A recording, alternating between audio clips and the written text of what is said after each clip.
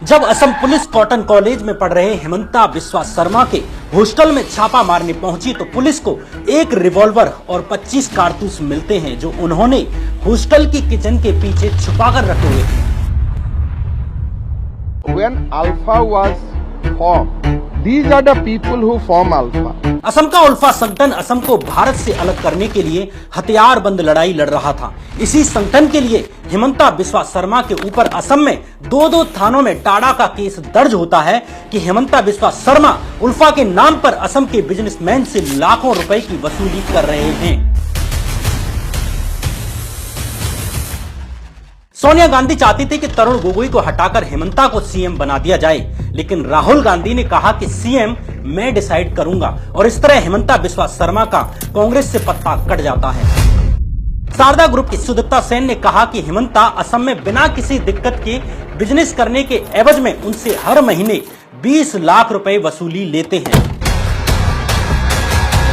जो जमीन गरीब लोगों को दी गई थी वो जमीन कुछ ही महीनों के भीतर हेमंता की पत्नी रिनिकी भुइया शर्मा की कंपनी के नाम पर आ जाती है। हेमंता की पत्नी की मीडिया कंपनी को एक फूड प्रोसेसिंग प्लांट एस्टेब्लिश करने के लिए 10 करोड़ रुपए की सरकारी सब्सिडी दे दी जाती है। जिस फ्लाईओवर का उद्घाटन खुद हेमंता बिस्वा शर्मा कर चुके थे, उसके उद्घाटन कार्यक्रम का टेंडर 5 महीने बाद निकाला जाता है और टेंडर का पैसा हेमंता की ससुराल पक्ष के एक करीबी बिजनेसमैन की कंपनी को दे दिया जाता है। असम के आतंकवादी संगठन उल्फा ने साल 2016 में दावा किया कि हेमंता बिस्वा शर्मा उल्फा के मेंबर्स का यूज करके पॉलिटिकल मर्डर्स करते थे और जिन लोगों को उन्होंने मर्डर किया उनमें कांग्रेस नेता मानवेंद्र शर्मा भी शामिल थे। स्कूली बच्चों, विकलांगों और अन्य सरकारी वेलफेयर स्कीम्स के नाम पर जो सरकारी पैसा आता था वो पैसा हवाला के जरिए असम के ही आतंकवादी संगठन DHDJ ग्रुप को भेज दिया जाता था, जो भारत के खिलाफ हथियारबंद युद्ध छेड़ रखा था। जिन सरकारी डिपार्टमेंट से ये पैसा डाइवर्ट किया जा रहा था उनमें से एक था हेल्थ डिपार्टमेंट और उस समय स्वास्थ्य मंत्री थे हेमंता बिस्वा शर्मा।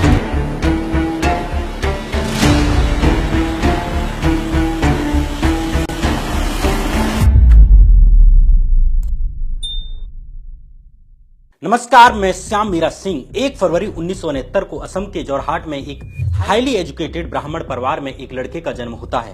इस लड़के के पिता कैलाशनाथ शर्मा असम के जाने माने राइटर थे। वहीं मां मृणालिनी देवी भी एक राइटर थी जो बाद में असम साहित्य सभा की वाइस प्रेसिडेंट बनती हैं। इस लड़के का नाम था हेमंता बिस्वा शर्मा। हेमंता का परिवार असम का मूल निवासी नहीं था। इनके पूर्वज सदियों पहले उत्तर प्रदेश के कन्नौज से असम आए थे। माना जाता है कि इनके पूर्वज शिक्षा देने के लिए असम में बसे थे। शुरुआती पढ़ाई के लिए हेमंता का एडमिशन गुवाहाटी के ही Kamrup academy higher secondary school में होता है। यहीं 6th क्लास की पढ़ाई के दौरान ही Hemanta all Assam students union यानी आसू के साथ जुड़ जाते हैं। इन दिनों आसू असम का सबसे बड़ा स्टूडेंट यूनियन था जो असमिया आइडेंटिटी की बात करता था। 1971 में बांग्लादेश की आजादी की लड़ाई के दौरान बहुत से बांग्लादेशी पाकिस्तानी सेना के जुल्म के कारण भारत के असम और बंगाल जैसे राज्यों में शरण ले रहे थे। इन लोगों की बढ़ती जनसंख्या को देखकर आसू यूनियन ने बंगालियों के खिलाफ एक बड़ा आंदोलन छेड़ दिया। उन दिनों हेमंता बिस्वा शर्मा स्कूल में पढ़ रहे थे और तभी वे आसू द्वारा चलाए जा रहे इस आंदोलन में शामिल हो जाते हैं। अगस्त 1979 में असम के कई छात्र और साहित्यिक संगठन बंगाली प्रवासियों के खिलाफ इकट्ठा हो जाते हैं और यहीं से होती है शुरुआत असम मूवमेंट की। इंदिरा गांधी के दोबारा सत्ता में आने के बाद साल 1981 आते आते कांग्रेस सरकार ने आसू पर क्रैकडाउन करना शुरू कर दिया। उन दिनों हेमंता हर शाम आसू की प्रेस रिलीज और अन्य मटेरियल लोगों के बीच में बांटने का काम करते थे।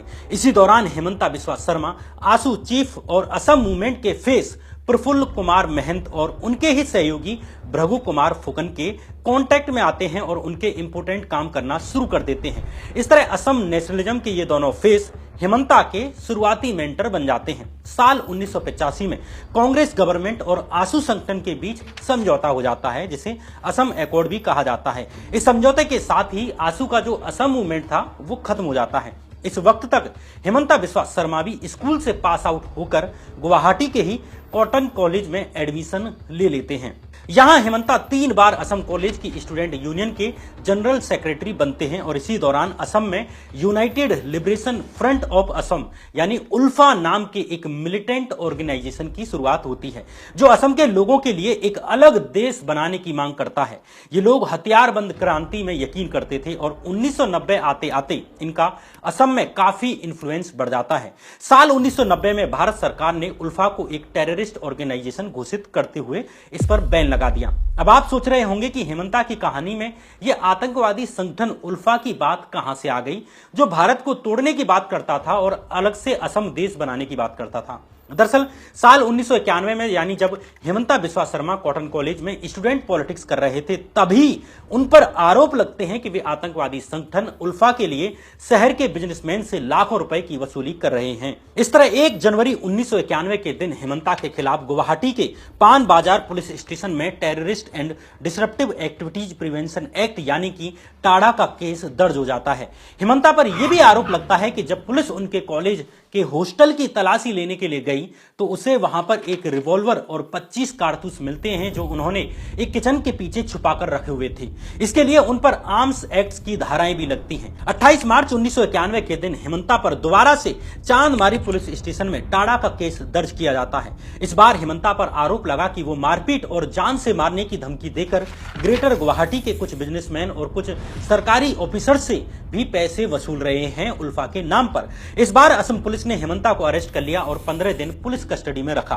दरअसल असम मूवमेंट के बाद आंसू के कई मेंबर्स उल्फा में जाकर मिल जाते हैं और कई लोगों का दावा है कि इसी दौरान हेमंता बिस्वा शर्मा भी उल्फा की ग्राउंड एक्टिविटीज में इन्वॉल्व हो गए और उन पर केस दर्ज हुए। शुरुआती जांच में हेमंता बिस्वा शर्मा द्वारा उल्फा के नाम पर डरा धमकाकर और मारपीट करके 90 लाख रुपए से भी अधिक वसूली करने की बात सामने आई। हालांकि कुछ दिन बाद ही हेमंता बिस्वा जमानत पर जेल से बाहर आ जाते हैं। जब हेमंता बिस्वा शर्मा इन टाडा केसेज में फंसे हुए थे, उसी समय फरवरी 1991 में ही पॉपुलर कांग्रेस लीडर मानवेंद्र शर्मा की दिन दहाड़े हत्या कर दी जाती है। मानवेंद्र शर्मा के मर्डर में भी हेमंता बिस्वा शर्मा का नाम सामने आया।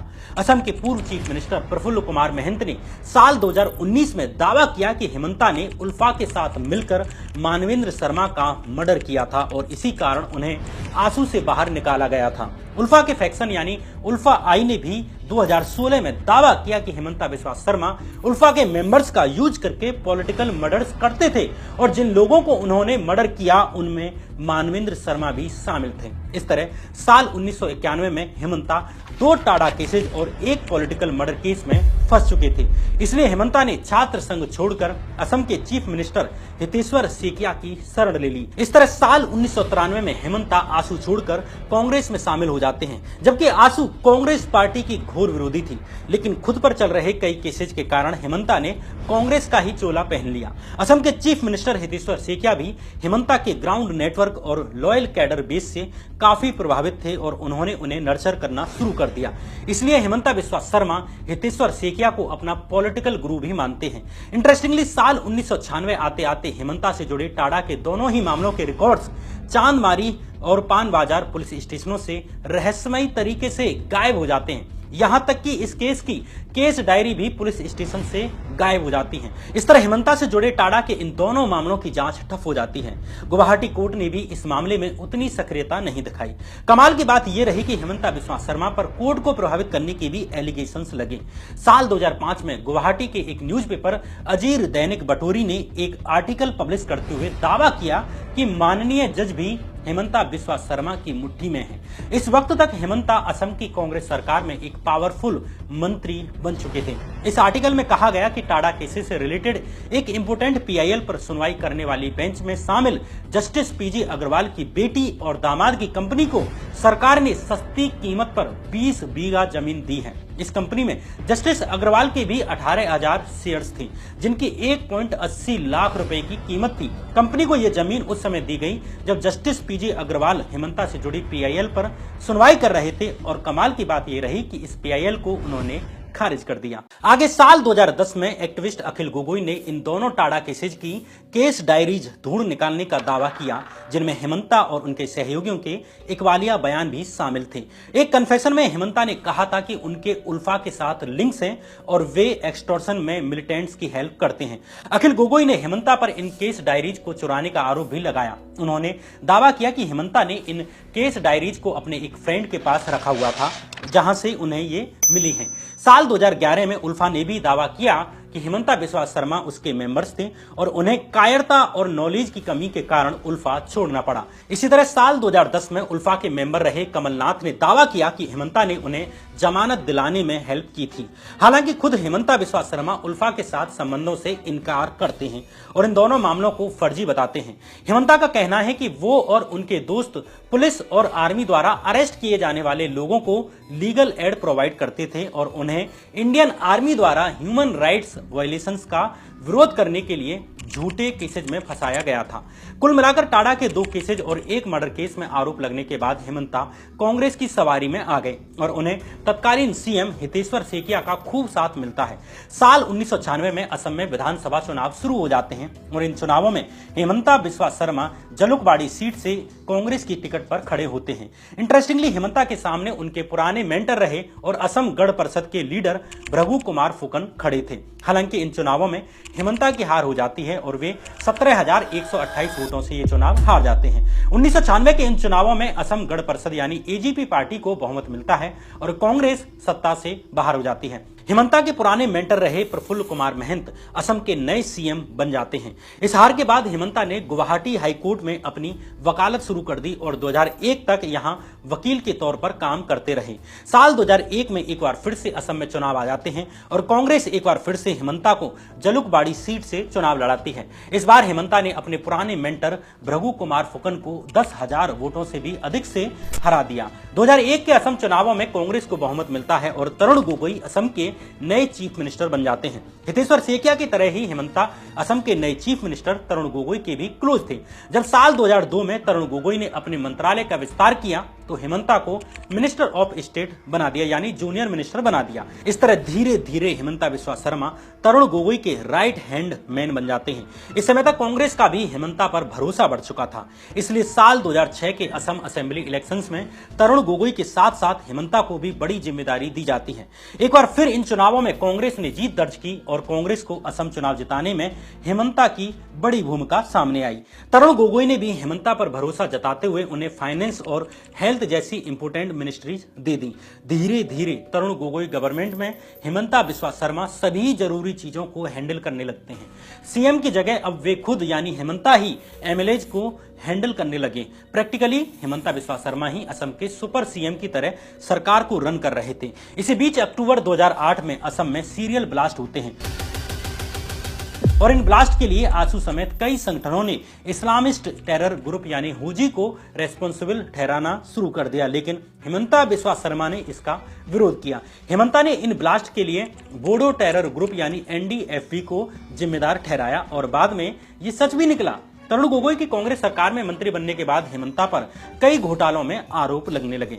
साल 2009 में नॉर्थ कछार हिल्स ऑटोनमस काउंसिल यानी एनसीएचसी में हुए 1,000 करोड़ रुपए के टेरर फंडिंग स्कैम में भी हेमंता बिस्वा शर्मा का नाम उछला। इस स्कैम में आरोप लगा कि पॉलिटिशियंस, ब्यूरोक्रेट्स और मिलिटेंट्स के नेक्सस ने सरकारी पैसे को हवाला के जरिए मिलिटेंट ग्रुप डिमा हालम दाहो गाह यानी डीएचडी-जे ग्रुप को डाइवर्ट किया है। जांच एजेंसी एनआईए ने अपनी चार्जशीट में दावा किया कि साल 2006 से 2009 के बीच स्कूली बच्चों, विकलांगों और अन्य सरकारी वेलफेयर स्कीम्स के लिए जो पैसा एनसीएचसी के पास आया, उन पैसों को हवाला के जरिए डीएचडी-जे ग्रुप को भेज दिया गया, जिसने इन पैसों से हथियार खरीदे और इन हथियारों का इस्तेमाल भारत के खिलाफ युद्ध छेड़ने और आम लोगों और सिक्योरिटी फोर्सेज पर हमला करने के लिए किया। जिन सरकारी डिपार्टमेंट के पैसे का हेरफेर हुआ उसमें हेल्थ डिपार्टमेंट भी शामिल था। उस समय हेमंता बिस्वा शर्मा हेल्थ मिनिस्टर थे। हालांकि तत्कालीन कांग्रेस सरकार के दबाव के कारण एनआईए और सीबीआई ने असम सरकार के मंत्रियों को इस जांच से बाहर रखा। इस तरह हेमंता भी इस मामले में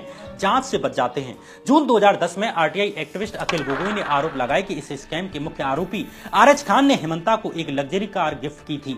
अखिल गोगोई ने हेमंता और उनकी पत्नी द्वारा 2008 में 40 लाख रुपए कैश लेकर अपनी 5 साल की बच्ची के लिए 2 कार खरीदने के लिए डॉक्यूमेंट्स भी दिखाए। हालांकि हेमंता बिस्वा शर्मा ने इन आरोपों को खारिज करते हुए कहा कि उनकी पत्नी ने बैंक लोन के लिए कार खरीदी थी। इन आरोपों के बावजूद कांग्रेस में हेमंता का कद बढ़ता जा रहा था। इसका अंदाजा इस बात से लगाया जा सकता है कि जब साल 2010 में असम की 2 राज्यसभा सीट्स जिताने के लिए कांग्रेस के पास विधायकों की कमी पड़ रही थी, तो सोनिया गांधी के करीबी अहमद पटेल हेमंता बिस्वा शर्मा को फोन करते हैं, जो बीजेपी के 4 विधायकों को तोड़कर चुनाव के दिन खुद अपनी कार में बिठाकर असेंबली पहुंचते हैं। इस तरह कांग्रेस ये दोनों राज्यसभा सीट्स जीत सकी, वहीं बीजेपी ने इसे लोकतंत्र की हत्या करार दिया। साल 2011 में असम में एक बार फिर से असेंबली इलेक्शंस आ जाते हैं।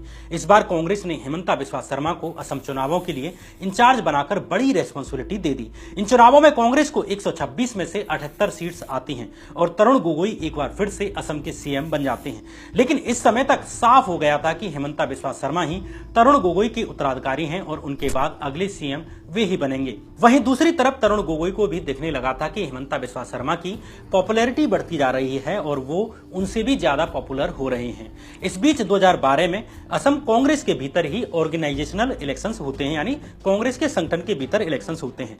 इंटरेस्टिंगली इन चुनावों में सीएम तरुण गोगोई के कैंडिडेट्स हार जाते हैं और हेमंता बिस्वा शर्मा के समर्थन वाले कैंडिडेट्स जीत जाते हैं। यहां से दोनों के बीच सीधा टकराव शुरू हो जाता है। ये साफ था कि अब हेमंता बिस्वा शर्मा खुद सीएम बनना चाहते हैं, लेकिन तरुण गोगोई उनके बजाय अपने बेटे गौरव गोगोई को आगे करना चाहते थे। इस तरह तरुण गोगोई और हेमंता के बीच लड़ाई खुलकर सामने आ जाती है। हेमंता को कांग्रेस के अहमद पटेल और दिग्विजय सिंह जैसे नेताओं का सपोर्ट भी मिल रहा था। तरुण गोगोई को सीएम पद से हटवाने के लिए हेमंता कई बार राहुल गांधी और सोनिया गांधी से मिलते हैं। सोनिया गांधी चाहते थे कि तरुण गोगोई को हटाकर हेमंता को सीएम बना दिया जाए, लेकिन राहुल गांधी तरुण गोगोई को सीएम बने रहने देना चाहते थे। राहुल गांधी ने साफ कर दिया कि वो डिसाइड करेंगे कि सीएम कौन बनेगा। कांग्रेस के सीनियर लीडर रहे गुलाम नबी आजाद ने भी हेमंता मामले पर अपनी ऑटोबायोग्राफी में बताया है कि सोनिया गांधी जी ने मुझसे कहा था कि हेमंता बिस्वा शर्मा के पास क्लियर मेजोरिटी है और वो नए सीएम बनने चाहिए। उन्होंने मुझे अगले दिन असम जाकर उन्हें सीएम बनाने की फॉर्मेलिटी पूरी करने के लिए कहा, लेकिन शाम को राहुल गांधी ने फोन करके मुझे अगली सुबह अपने आवास पर बुलाया। जब मैं वहां पहुंचा तो तरुण गोगोई और उनके बेटे गौरव गोगोई उनके साथ बैठे हुए थे। राहुल गांधी ने हमसे साफ कह दिया कि लीडरशिप में कोई बदलाव नहीं होगा। हमने उनसे कहा कि हेमंता के पास एमएलएज की मेजोरिटी है और वो बगावत करके पार्टी छोड़ देंगे। इस पर राहुल गांधी ने कहा कि उन्हें जाने दो। हालांकि हेमंता ने तब भी कांग्रेस नहीं छोड़ी, लेकिन पार्टी में बगावत के कारण कांग्रेस ने भी हेमंता को लगातार किनारे करना शुरू कर दिया। इस बीच साल 2013 में वेस्ट बंगाल के शारदा चिट फंड स्कैम में हेमंता बिस्वा शर्मा का नाम सामने आने लगता है। दरअसल शारदा ग्रुप वेस्ट बंगाल और अन्य कई स्टेट्स में पॉन्जी स्कीम्स चला रहा था। इस स्कैम में कई बड़े पॉलिटिशियंस और सेलिब्रिटीज का नाम सामने आया, जिनमें हेमंता बिस्वा शर्मा भी शामिल थी। साल 2013 में शारदा ग्रुप की चीफ सुदीप्ता सेन ने सीबीआई को लिखे लेटर में आरोप लगाया कि हेमंता बिस्वा शर्मा ने उन्हें चीट किया और उनसे 3 करोड़ रुपए लिए थे। इकोनॉमिक टाइम्स की रिपोर्ट के अनुसार सुदीप्ता सेन ने आरोप लगाया कि हेमंता असम में बिना किसी दिक्कत के बिजनेस करने के एवज में उनसे हर महीने 20 लाख रुपए वसूलते हैं। शारदा चिट फंड स्कैम में नाम आने के वक्त हेमंता कांग्रेस में ही बने हुए थे। ये वो दौर था जब नरेंद्र मोदी का उभार हो रहा था। 2014 लोकसभा चुनाव के प्रचार के दौरान हेमंता ने नरेंद्र मोदी पर अटैक करते हुए कहा कि गुजरात में पानी की पाइपों से मुसलमानों का खून बहता है। हम एनआरसी को रिजेक्ट करते हैं, हिंदू मुस्लिम्स की पॉलिटिक्स को रिजेक्ट करते हैं और हिंदू मुस्लिम के नाम पर वोट नहीं मांगते। जब हेमंता के इस बयान पर विवाद हुआ तो हेमंता ने अपने ट्विटर पर बाकायदा लिखा कि वे हार्डकोर कांग्रेसमैन हैं।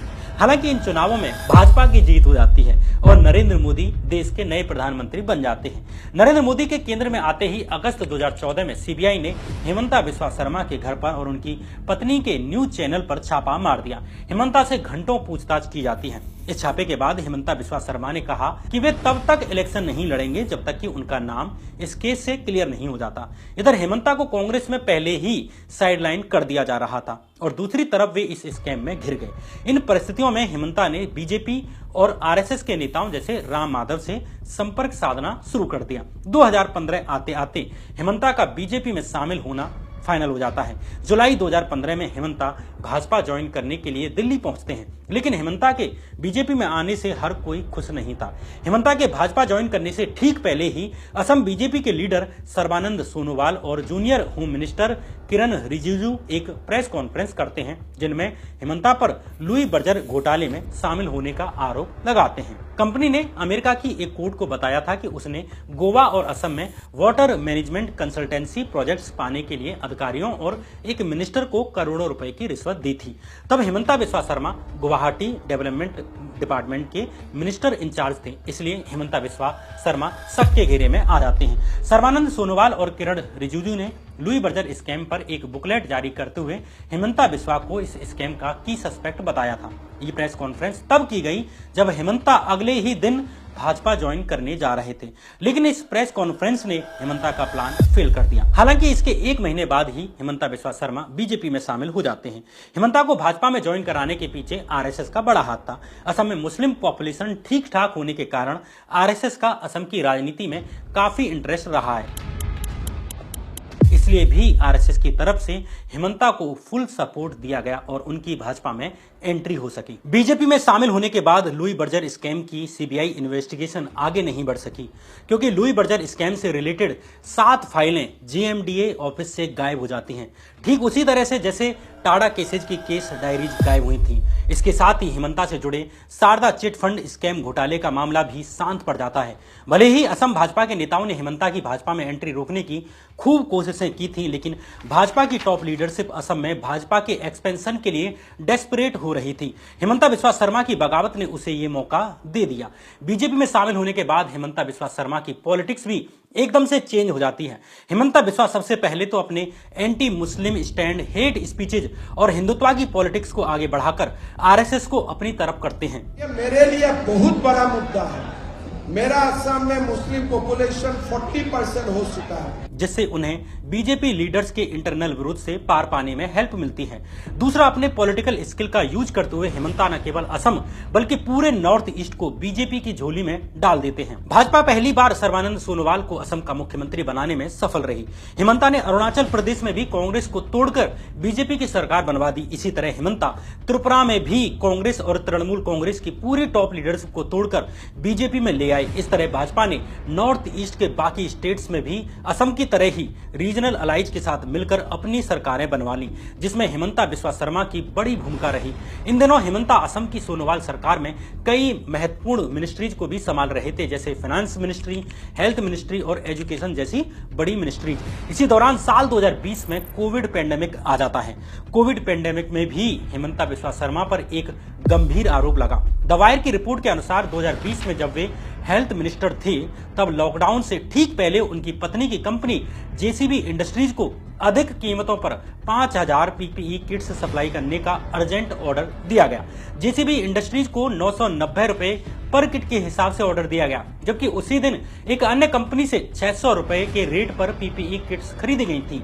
इसमें भी इंटरेस्टिंग बात यह कि हेमंता की पत्नी की कंपनी को पीपीई किट बनाने का पहले कोई एक्सपीरियंस नहीं था। ये कंपनी अपना ऑर्डर भी पूरा नहीं कर पाई और इसने मात्र 1485 पीपीई किट्स सप्लाई की। इसके कारण ये अर्जेंट ऑर्डर कैंसिल भी करना पड़ा। कोविड पेंडेमिक के बीच ही मार्च और अप्रैल 2021 में असम में असेंबली इलेक्शंस होते हैं। भाजपा ने इस बार का असम इलेक्शन हेमंता की लीडरशिप में ही लड़ा और हेमंता इस भरोसे पर पूरी तरह खरे उतरे। बीजेपी एक बार फिर 60 सीटें जीतने में कामयाब रही और राज्य में अपने अलायंस की मदद से भाजपा की सरकार बन जाती है और इस तरह हेमंता बिस्वा शर्मा पहली बार असम के मुख्यमंत्री बन जाते हैं। दिसंबर 2021 में द वायर और Guwahati based news portal the cross current ने एक इन्वेस्टिगेटिव रिपोर्ट पब्लिश की। इस रिपोर्ट में दावा किया गया कि हेमंता बिस्वा शर्मा की पत्नी रिनिकी भुइयां शर्मा की रियल एस्टेट कंपनी यानी आरबीएस रियल्टर्स प्राइवेट लिमिटेड ने 18 एकड़ जमीन को इलीगली ऑक्यूपाई किया है। सरकार ने यह भी जमीन लैंडलेस इंडिविजुअल्स और इंस्टीट्यूशंस को दी थी, जिसे 10 साल तक खरीदा बेचा नहीं जा सकता था। लेकिन कुछ ही महीनों के बाद ही गवर्नमेंट रूल्स का वायलेशन करते हुए आरबीएस रियल्टर्स ने यह जमीन खरीद ली। इसमें से 6.89 एकड़ यानी 1/3 जमीन गुवाहाटी एयरपोर्ट और टैग सिटी से सटी हुई है, जो प्राइम लोकेशन है। इस रिपोर्ट के अनुसार इसमें से अधिकांश जमीन 2006 और 7 और 2009 में खरीदी गई, जब हेमंता बिस्वा शर्मा तरुण गोगोई के नेतृत्व वाली कांग्रेस गवर्नमेंट में पावरफुल मिनिस्टर थे और उनकी पत्नी रिनिकी भुइयां शर्मा इस कंपनी की डायरेक्टर थी। माना जाता है कि RBS realtors private limited company के नाम में जो आरबीएस है वो रिनिकी भुइयां शर्मा का शॉर्ट फॉर्म है। साल 2009 में रिनिकी भुइयां शर्मा ने कंपनी का डायरेक्टर पद छोड़ दिया। बाद में कंपनी का नाम आरबीएस रियल्टर्स से बदलकर वशिष्ठ रियल्टर्स कर दिया गया। साल 2017 में कंपनी के शेयर्स रिनिकी भुइयां शर्मा की मां मीना भुइयां को ट्रांसफर कर दिए गए, जो उन्होंने 2019 में हेमंता बिस्वा शर्मा के बेटे नांदिल बिस्वा शर्मा के 18 साल पूरे होने पर उन्हें ट्रांसफर कर दिए। इनके जरिए नांदिल बिस्वा शर्मा के पास इस कंपनी में 15.9% हिस्सेदारी है और वो इलीगल तरीके से खरीदी गई जमीन के हिस्सेदार हैं। हालांकि कंपनी ने रिपोर्ट में लगाए गए सभी आरोपों को खारिज करते हुए कहा कि उसने कोई भी कानून तोड़े बिना ये जमीनें खरीदी हैं। ये हेमंता बिस्वा शर्मा और उनकी फैमिली पर लगा एकमात्र आरोप नहीं था। अप्रैल 2023 में द वायर और द क्रॉस करंट ने ही एक और रिपोर्ट पब्लिश की। इस रिपोर्ट के अनुसार हेमंता सरकार ने गुवाहाटी में एक फ्लाईओवर का इनॉग्रेशन करने के 5 महीने बाद अपने ही एक क्लोज आदमी की कंपनी को इसके इनॉग्रेशन का ही टेंडर जारी कर दिया। वायर की रिपोर्ट के अनुसार हेमंता बिस्वा शर्मा ने 4 नवंबर 2021 को गुवाहाटी में 2 लेन फ्लाईओवर का इनॉग्रेशन किया था, जिसका चौतरफा प्रचार किया गया। लेकिन इंटरेस्टिंगली हेमंता बिस्वा शर्मा की सास और उनके परिवार से संबंधित कारोबारी भास्कर शर्मा की कंपनी को इस इनॉग्रेशन के 5 महीने बाद यानी मई 2022 में इस फ्लाईओवर के इनॉग्रेशन का दोबारा से टेंडर जारी कर दिया। मतलब जिस पुल का उद्घाटन हो चुका है उसके ही उद्घाटन का दोबारा से टेंडर 5 महीने बाद अपने ही एक जानकार को दे दिया गया और इसके लिए कंपनी को बाकायदा 45,94,000 रुपए दिए गए। ये टेंडर पीडब्ल्यूडी डिपार्टमेंट ने ही जारी किया था और उस समय हेमंता ही पीडब्ल्यूडी मिनिस्टर थे।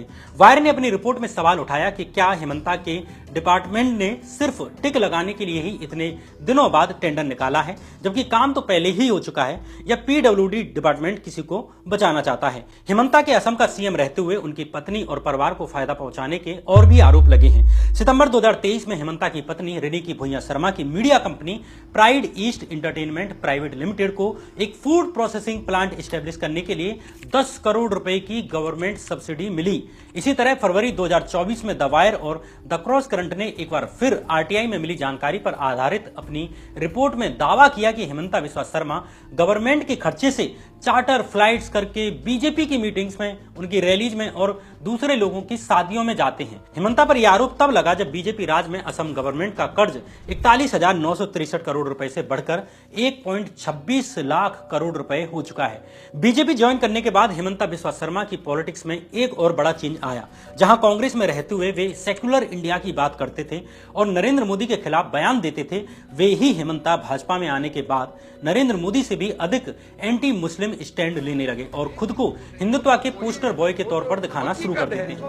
भारत में तो जब भारत में जो भी आज का दिन में मुसलमान है उनका दादा परदादा तो हिंदू ही था। It is a matter of fact, it is a matter of record. Hemanta अपने स्टेट की हर प्रॉब्लम का ठीकरा इमिग्रेंट मुस्लिम्स के सिर पर फोड़ने लगे। कभी उन पर लैंड जिहाद का आरोप लगाते हैं तो कभी फर्टिलाइजर जिहाद और कभी फ्लड जिहाद का भी आरोप लगाते हैं। जुलाई 2023 में जब गुवाहाटी में टमाटर और बाकी सब्जियों की कीमतें बढ़ने लगी तो हेमंता बिस्वा शर्मा ने कहा कि कीमतें बढ़ने के लिए मियां सब्जी वाले जिम्मेदार हैं, जो गांव से कम कीमत में सब्जी खरीदकर गुवाहाटी में अधिक कीमत पर बेचते हैं। जून 2023 में हेमंता ने मुस्लिम फार्मर्स पर ज्यादा फर्टिलाइजर इस्तेमाल करने का दावा करते हुए उन पर फर्टिलाइजर जिहाद का आरोप लगाया और कहा कि अधिक फर्टिलाइजर इस्तेमाल करने से किडनी और दिल की बीमारियां हो रही हैं। इसी तरह अगस्त 2024 में जब गुवाहाटी में फ्लड्स आईं तो हेमंता बिस्वा शर्मा ने एक मुस्लिम द्वारा खोली गई university of science and technology Meghalaya को इसके लिए रिस्पॉन्सिबल ठहराते हुए इस पर फ्लड जिहाद का आरोप लगा दिया और यूनिवर्सिटी के 3 गुंबद वाले मेन गेट को जिहाद का प्रतीक बताया। दरअसल यूएसटीएम यूनिवर्सिटी मेघालय असम बॉर्डर पर मौजूद है। हेमंता ने यूएसटीएम यूनिवर्सिटी पर जंगलों को काटने का आरोप लगाते हुए कहा कि असम की बाढ़ के लिए यूएसटीएम यूनिवर्सिटी जिम्मेदार है। यूएसटीएम ऑनर ने असम के खिलाफ फ्लड जिहाद शुरू कर दिया है। हेमंता ने कहा कि यूनिवर्सिटी जिहाद कर रही है और एजुकेशन सिस्टम को डिस्ट्रॉय कर रही है। इंटरेस्टिंगली अगस्त 2024 में ही इस यूनिवर्सिटी को मोदी सरकार के ही शिक्षा मंत्रालय द्वारा जारी की जाने वाली लिस्ट में देश की टॉप 200 यूनिवर्सिटीज में जगह दी गई और इस लिस्ट में जगह पाने वाली ये नॉर्थ ईस्ट की अकेली प्राइवेट यूनिवर्सिटी बनी और वो भी पहली। इस बीच हेमंता ने यह भी कहा कि सरकार लैंड जिहाद को रोकने के लिए भी कानून लाएगी। और मुस्लिम्स को जमीन खरीदने से रोकने के लिए कदम उठाई जाएंगी, जिसमें किसी मुस्लिम को हिंदू से जमीन खरीदने से पहले या किसी हिंदू को मुस्लिम से जमीन खरीदने से पहले चीफ मिनिस्टर की मंजूरी लेना मैंडेटरी होगा। अगस्त 2024 में हेमंता ने ऐलान किया कि उनकी सरकार लव जिहाद को रोकने के लिए भी एक कानून बना रही है, जिसमें ऐसे केसेज में उम्र कैद की सजा देने का प्रावधान होगा। इसी तरह हेमंता गवर्नमेंट एक कानून लाकर लगभग 1200 मदरसों को बंद करके उन्हें नॉर्मल स्कूल्स में कन्वर्ट कर चुकी है। असम सरकार में आने के बाद हेमंता बिस्वा शर्मा ने कहा कि वो सारे मदरसों को बंद करेंगे, क्योंकि हमें मदरसों की नहीं डॉक्टर्स और इंजीनियर्स की जरूरत है। इसी तरह हेमंता ने असम असेंबली में फ्राइडे को नमाज के लिए जो 3 घंटे का ब्रेक मिलता था उसे भी खत्म कर दिया। हेमंता के राज में पुलिस एनकाउंटर्स की संख्या में भी तेजी आई है।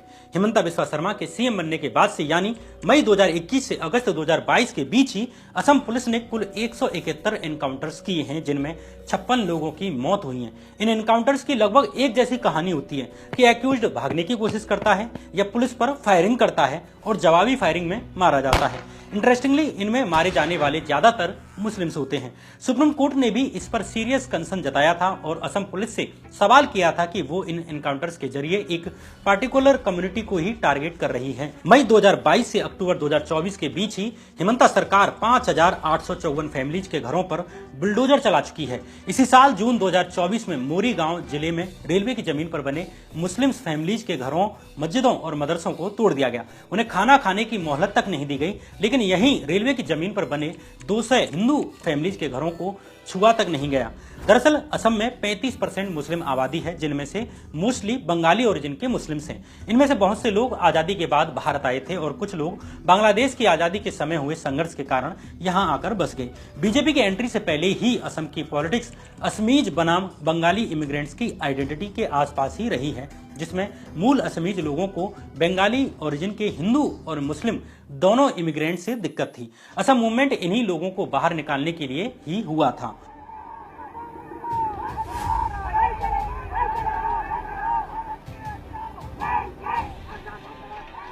इस मूवमेंट के बाद असम अकॉर्ड हुआ, जिसमें 24 मार्च 1971 से पहले असम आने वाले बंगालियों को भारतीय नागरिकता दे दी गई और इसके बाद आने वाले इमिग्रेंट्स को इलीगल माना गया। बीजेपी और आरएसएस ने कभी इस समझौते को स्वीकार नहीं किया और यही कारण है कि हेमंता बिस्वा शर्मा लगातार इमिग्रेंट बंगाली मुस्लिम्स को असम की सारी प्रॉब्लम्स की जड़ें बताते हैं, उनका डर दिखाते हैं, उनके खिलाफ हेट स्पीचेज देते हैं ताकि बाकी 65% आबादी को पोलराइज कर सकें और अपनी साइड में ले सकें।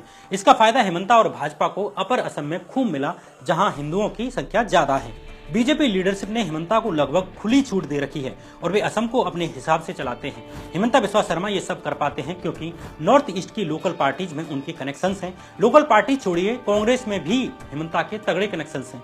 2021 असम असेंबली इलेक्शंस के दौरान राहुल गांधी ने अपने खास सीनियर लीडर्स के साथ मिलकर जो स्ट्रेटजी बनाई और बातचीत की, उसकी ऑडियो उसी रात हेमंता बिस्वा शर्मा के पास पहुंच गई। गेस्ट हाउस में मौजूद एक लोकल कांग्रेसी लीडर ने ये सारी बातचीत रिकॉर्ड कर ली थी और हेमंता बिस्वा शर्मा तक पहुंचा दी थी।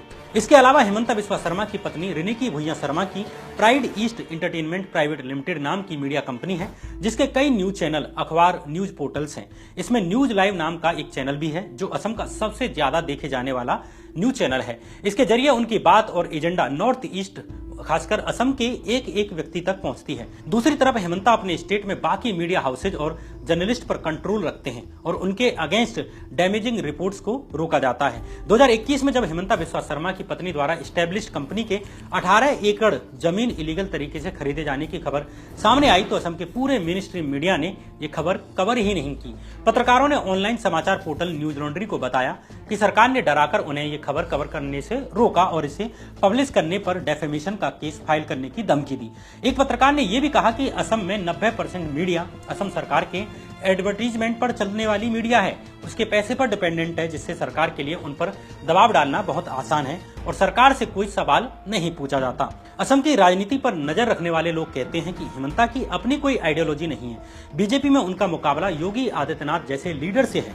उन्हें पता है कि बीजेपी में यानी उनकी पार्टी में आगे कैसे बढ़ना है और उसके लिए क्या करना है। अभी देश भर में बीजेपी की रैलीज और रोड शोज के लिए पीएम नरेंद्र मोदी, अमित शाह और योगी आदित्यनाथ के बाद अगर सबसे अधिक किसी की डिमांड है तो वो हेमंता बिस्वा शर्मा की है। हेमंता बिस्वा शर्मा जब कांग्रेस में थे तब उन्होंने कहा था कि असम की पवित्र भूमि पर एक कट्टरपंथी पार्टी को पनपने नहीं दिया जा सकता, चाहे वो हिंदू हो या मुस्लिम हो। उन्होंने हिंदू मुस्लिम की पॉलिटिक्स और एनआरसी को रिजेक्ट किया था, लेकिन अब वे खुद ही हिंदू मुस्लिम के नाम पर वोट मांगते हैं। हेमंता बिस्वा शर्मा की आइडियोलॉजी पार्टी की जरूरत के हिसाब से बदलती रहती है। उन्होंने आसू से अपनी पॉलिटिकल करियर की शुरुआत की थी, जो कि कांग्रेस के घोर खिलाफ थी, लेकिन जब टाडा और कांग्रेस लीडर के मर्डर केसेज में फंसे तो कांग्रेस में शामिल हो जाते हैं, और आगे जब शारदा चिट फंड मामले में फंसते हैं और लुइस वर्जर स्कैम में फंसते हैं तो कांग्रेस छोड़कर उसके एकदम उलट यानी विरोधी पार्टी बीजेपी में शामिल हो जाते हैं। अब इनमें से असली हेमंता बिस्वा शर्मा कौन से हैं? आसू वाला जो असमीज सोविनिज्म की बात करता था, या कांग्रेस वाला जो हिंदू मुस्लिम की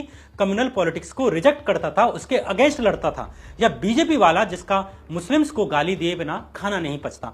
इसे लेकर आपका क्या मत है कमेंट बॉक्स में हमें बता दें। एक व्यक्तिगत अपील, अगर आप इस वीडियो को लाइक करेंगे, कमेंट करेंगे और सब्सक्राइब करेंगे तो हमारा मनोबल बढ़ता है।